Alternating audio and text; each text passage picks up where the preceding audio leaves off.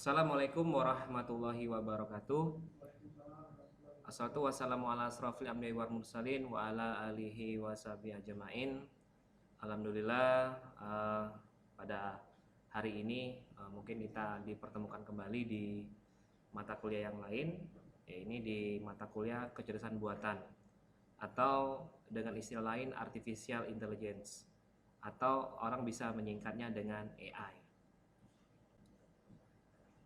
Di mata kuliah ini, terdiri dari mata kuliah beban SKS 3 SKS, ya. Jadi sama kayak mata kuliah yang saya ajar di mata kuliah lain. Jadi aturan pembelajarannya pun sama, yakni kita menggunakan media pembelajaran online, yaitu menggunakan media Google Classroom.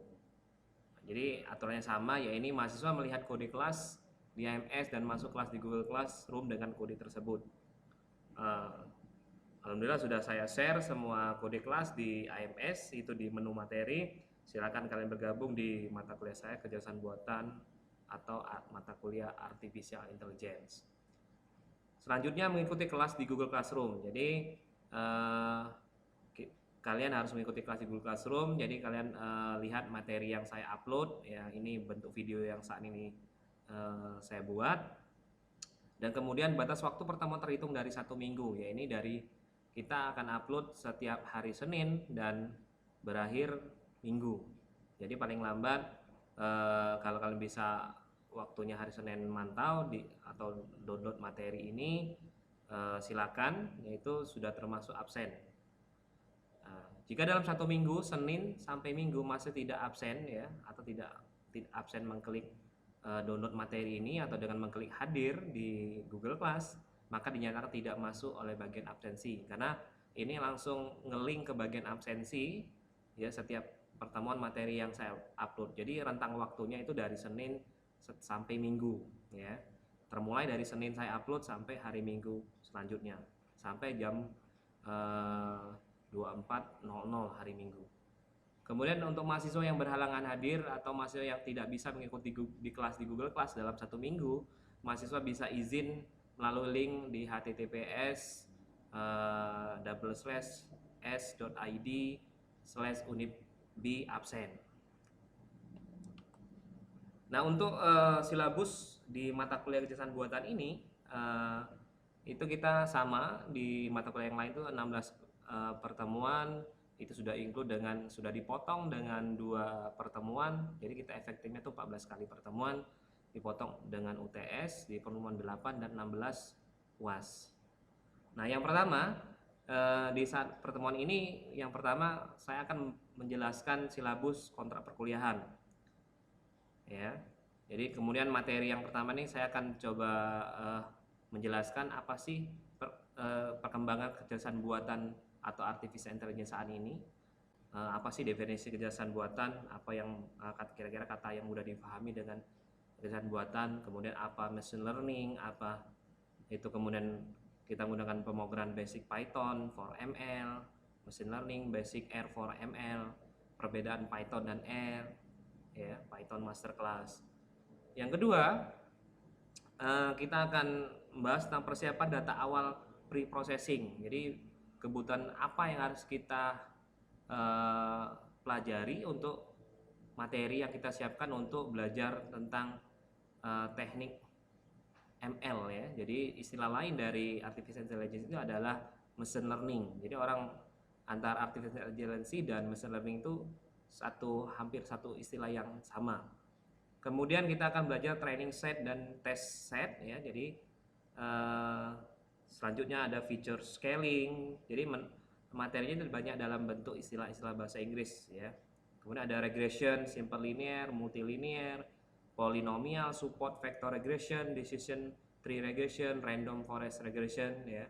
Yang mana nanti akan dituangkan dalam bentuk kita dalam coba untuk praktek, ya. Prakteknya kita menggunakan bahasa Python. Nanti kita akan sering bertemu dengan skrip-skrip bahasa menggunakan Python. Kemudian ada classification, ada logistic regression, k-nearest, neighbor, support vector machine, naive Bayes, decision tree classification, random forest classification. Selanjutnya clustering, ada k-mean clustering, hierarchy clustering. Dan yang kedelapan itu kita akan review, ya, kita akan adakan UTS, ya, mungkin bisa saya kasih bentuk soal tanya jawab atau soal dalam bentuk project. Selanjutnya ada PCI atau PCA atau teori, ya, tentang PCA aplikasi, LDA teori, ada LDA tentang aplikasi. Yang ke-10 ada Association Rule Learning, a priori ECLE. Yang ke-11 ada Natural Language Processing. Yang ke-12 ada Reinforcement Learning, K-Armed Bandit, Tic-Tac-Toe, Markov Decision Process. Kemudian ada Dynamic Programming Monte Carlo. Selanjutnya di 13 itu ada Deep Learning, ya. Nanti kita akan belajar tentang Deep Learning di Artificial Neural Network, ya. Ada Convolutional Neural Network, ada CNN atau aplikasi, Recruitment Neural Network, ada Shape Organizing Map, ada SOM, Boltzmann Machine, ya, Boltzmann Machine aplikasinya, Auto Encoder. Selanjutnya ada Deep Reinforcement Learning, ya. Yang terakhir kita akan belajar tentang Building AI Model. Nah, di AI itu sendiri tentu sampai saat ini, ya, karena ini berkembang terus, ya. Jadi AI ini di kecerdasan buatan ini atau di artificial intelligence ini memang belum ada kurikulum yang baku, ya, karena dengan perkembangan AI saat ini, ya, jadi orang terus memperbaiki kurikulum yang baik, yang baku untuk mempelajari artificial intelligence itu sendiri. Baik, itu adalah dari 14 tahapan tadi itu adalah salah satu teknik ML, ya, namanya teknik machine learning, ya, bagian dari artificial intelligence itu sendiri. Nah, kita lanjut di artificial intelligence ini. Jadi apa AI itu? Atau yang diartikan sebagai kecerdasan buatan merupakan topik yang sangat hangat. Aplikasi pun sangat luas, mulai dari skala yang kecil, besar, bahkan hingga tingkat kenegaraan. Secara umum, AI dapat diartikan sebagai sebuah keilmuan yang meniru kecerdasan manusia. Sebuah program AI belajar dari pengalamannya untuk bisa menentukan keputusan yang akan dibuatnya. Semakin lama ia dijalankan, maka ia akan semakin pintar dan semakin bijak dalam mengambil keputusan secara teknis. Untuk bisa membuat sebuah program AI, maka tidak akan lepas dari machine learning atau ML.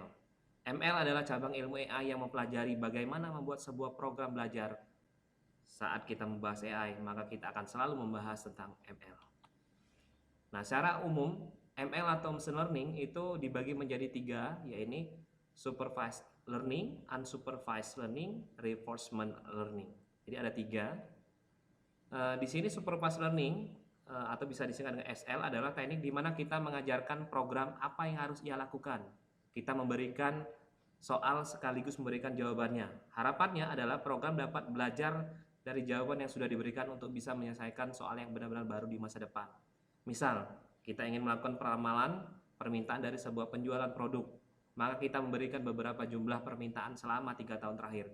Dengan demikian, SL Supervised Learning akan mampu memprediksi penjualan untuk tahun-tahun selanjutnya. Selanjutnya, unsupervised learning. Ini adalah teknik pembelajaran program tanpa kita beri contoh sama sekali. Beda ya kayak tadi, ya, kayak supervised learning tadi. Semisal sebuah perusahaan ingin mengelompokkan pelanggannya, pemilik perusahaan tidak tahu apakah pelanggannya bisa dikelompokkan ke dalam beberapa kelompok atau klaster atau tidak. Ia pun juga tidak tahu idealnya pengelompokannya seperti apa, kriterianya apa saja, dan parameternya lainnya. UL akan melakukan proses clustering untuk pemilik perusahaan tadi. Tentunya semakin ketat parameter algoritmanya, semakin baik hasilnya. Selanjutnya ada reinforcement learning atau RL, ya, menurut hemat saya adalah program AI yang sesungguhnya. Ia belajar dari pengalaman yang didapat layaknya manusia. Ia juga belajar dari pengalamannya. Maka semakin lama usia manusia tersebut, semakin pula pengalamannya. Seperti apa aplikasinya? Banyak sekali. Salah satu contohnya adalah ketika kita mengajarkan kepada robot bagaimana cara berjalan, berlari, berbicara, dan melakukan aktivitas lain seperti layaknya manusia dengan sebuah teknik yang meniru cara otak berpikir, maka proses pembelajaran robot ini bisa semakin cepat. Teknik ini sering dikenal dengan istilah Deep Reinforcement Learning. Kombinasi antara deep learning dan reinforcement learning. Itu masuk di materi yang ke-6, ke-14 atau ke-15 nanti di ini. Nah, bagaimana AI saat ini ya? Salah satu contoh AlphaGo ya. Jadi dari program AI ada aplikasi AlphaZero buatan IBM ini. Merupakan aplikasi catur yang bisa mengalahkan Grandmaster juara dunia catur Garry Kasparov di tahun 97. Mirip dengan catur aplikasi AlphaGo buatan Google, program catur Jepang juga berhasil mengalahkan juara dunia Lee Sedol di tahun 2016. Nah, manusia kalah dengan mesin. Ya itulah yang terjadi. Program ini belajar dari pengalaman lawan mainnya. Di mana semakin banyak ia bermain, maka semakin pintar ia. Tentunya sebelum melawan juara dunia tadi, aplikasi ini sudah dilatih melalui permainan ratusan bahkan ribuan kali melawan manusia sungguhan untuk mendapatkan pengalaman dan pembelajaran yang sempurna. Hebatnya mesin tidak pernah lupa, sementara manusia mungkin lupa dan lalai. Walau demikian, mesin tetaplah mesin. Ia hanya bisa melakukan perintah pembuatnya, yaitu bermain catur. Nah, dalam aplikasi real di dunia nyata, sebuah program AI tidaklah bisa ke dalam 3 golongan tadi. Bisa jadi algoritmanya merupakan algoritma campuran kombinasi ketiganya. Semakin sulit tujuan pembuatan program, maka semakin kompleks pula algoritma yang harus disusun. Nah, ini beberapa aplikasi AI dengan mengombinasikan berbagai teknik ML yang akan dipelajari. Ini ada computer vision, diagnosis penyakit di tahap awal, ya, memprediksi kanker ganas dan tidak, connective modeling, minimalisasi biaya perusahaan, memaksimalkan profit perusahaan, kemudian ada game creation, ya. Nah, di sini saya berharap di mata kuliah ini kalian di semester 3 ini bisa mengembangkan AI ini, nanti kedepannya bisa juga menjadi sebuah ide untuk tugas akhir Anda, ya. Nah, ini jadi harapan saya, ya, mungkin kalian bisa tentang data science, bisa tentang computer vision dan lain, atau bisa juga mendiagnosis penyakit, ya. Nah, di sini ada program Python dan R, ya. Di sini agar bisa memahami aplikasi AI dalam dunia nyata dan bukan hanya teori, saya akan berbagi dan mengawalnya dengan memperkenalkan 2 bahasa pemrograman, yaitu Python dan R. Pembahasan 2 bahasa ini hanya pada intisarinya saja.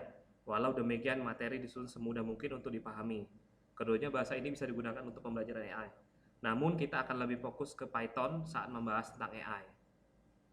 Nah, tidak menutup kemungkinan kita juga akan belajar R, yaitu tentang di sini R tentang data science, ya, data set, ya, atau data dalam bentuk visual, ya, atau kita belajar tentang statistik di program R. Bahasa pemrograman lain yang familiar untuk AI adalah menggunakan MATLAB. Ya, jadi orang dulu mempelajari AI dengan menggunakan MATLAB.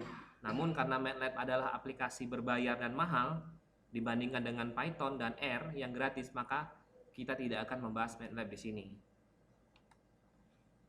Baik, itulah pengantar dari mata kuliah kecerdasan buatan, ya. Mata kuliah di 3 SKS, ya, 2 plus 1 teori, 2 teori plus 1 praktikum, ya. Jadi di mata kuliah ini, ya,